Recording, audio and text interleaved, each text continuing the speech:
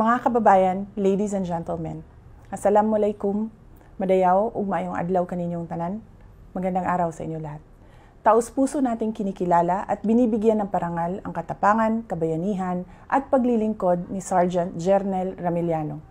Nasawi si Sergeant Ramiliano nito lamang December 17 sa Balayan, Batangas, habang nakikipaglaban sa teroristang New People's Army, ang armadong puwersa ng Communist Party of the Philippines.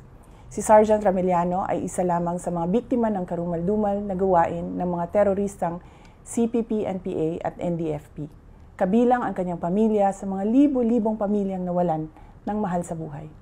Noong 2018, hinding-hindi ko makakalimutan ang tanong sa akin ng ina ng isang sundalong si First Lieutenant Jaren Reliota, isa sa mga pumanaw dahil sa pakikipaglaban sa NPA sa pinakamamahal kong lungsod ng Davao. Paulit-ulit na sumasagi sa aking isipan ang tanong ng ina ni Jaren na nagsasabing, "Inday Sara, ilang anak pa ba namin ang mamamatay dahil sa mga teroristang NPA?"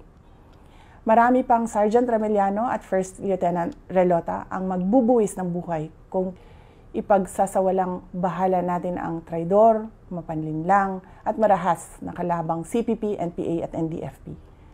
Maraming kabataan din ang hindi makakapagtapos ng pag-aaral kung hahayaan natin silang mabiktima ng mga grupong ito upang gawing armadong terorista.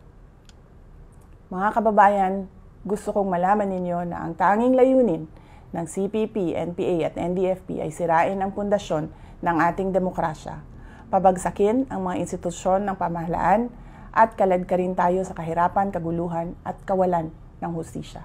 Dili na kita magpatunto sa mga terorista nga sa dugay nga panahon na himong babag aron atong masinati ang pamuyo nga malinawon o matagamtaman ang mga kalambuan sa atong mga komunidad.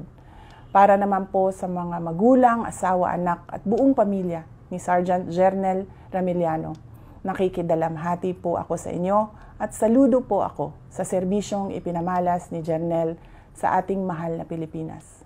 Mananatili siya sa puso at isipan ng bawat Pilipino at ang kanyang katapangan at pagmamahal sa bansa ay magsisilbing inspirasyon ng bawat isa sa amin upang mas mapabuti pa ang paglilingkod sa bayan.